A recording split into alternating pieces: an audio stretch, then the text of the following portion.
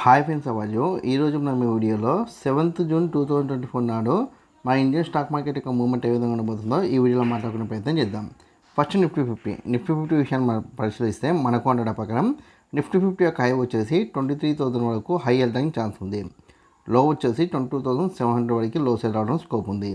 కాబట్టి మీరు 7th June 2024 నాడు నిఫ్టీ 50ని బేస్ చేసుకొని ఈక్విటీ మార్కెట్లో ట్రేడింగ్ చేసినా సరే లేదా ఆప్షన్ ట్రేడింగ్ చేసినా సరే ఖచ్చితంగా ఈ 2 నెంబర్స్ దృష్టిలో ఉంచుకునే ప్రయత్నం చేయండి.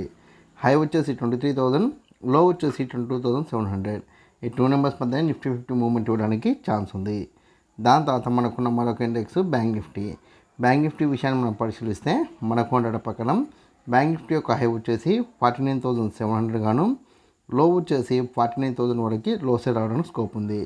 కాబట్టి మీరు 7th జూన్ 2024 నాడు బ్యాంక్ నిఫ్టీని బేస్ చేసుకొని ఆప్షన్ ట్రేడింగ్ చేస్తే ఖచ్చితంగా ఈ 2 నెంబర్స్ని దృష్టిలో ఉంచుకునే ప్రయత్నం చేయండి. హై వచ్చేసి 49,700, లో వచ్చేసి 49,000 లో. ఈ 2 నెంబర్స్ మధ్య బ్యాంక్ నిఫ్టీ మూవ్మెంట్ ఇవ్వడానికి ఛాన్స్ ఉంది. దాని తర్వాత మనకున్న మరొక ఇండెక్స్ ఏదంటే కనుక ఫిన్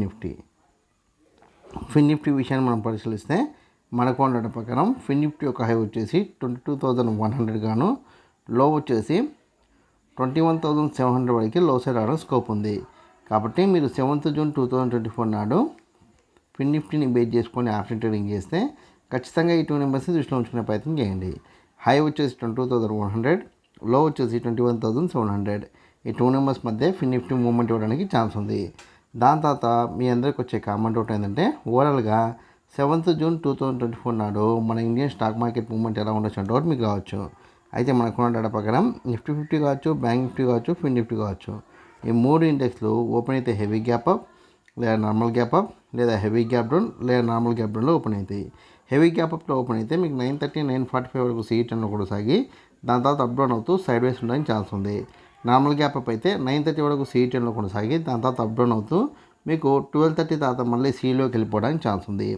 హెవీ గ్యాప్ డౌన్ అయితే 930 వరకు ఫాల్ అయ్యి దాని తర్వాత అప్ డౌన్ అవుతూ సైడ్ వేస్ ఉండడానికి ఛాన్స్ ఉంది. నార్మల్ గ్యాప్ డౌన్ అయితే 930, 940 వరకు ఫాల్ అయ్యి దాని తర్వాత అప్ డౌన్ అవుతూ మీకు 1 తర్వాత CEలోకి వెళ్ళడానికి ఛాన్స్ ఉంది.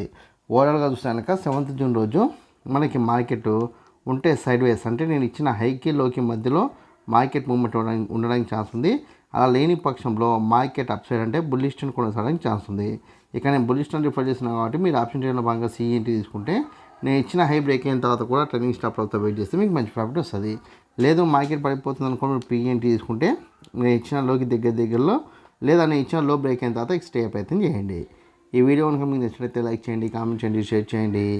ఛానల్ని మటుకు ఖచ్చితంగా సబ్స్క్రైబ్ చేసుకోండి. జై హింద్, వందే మాతరం.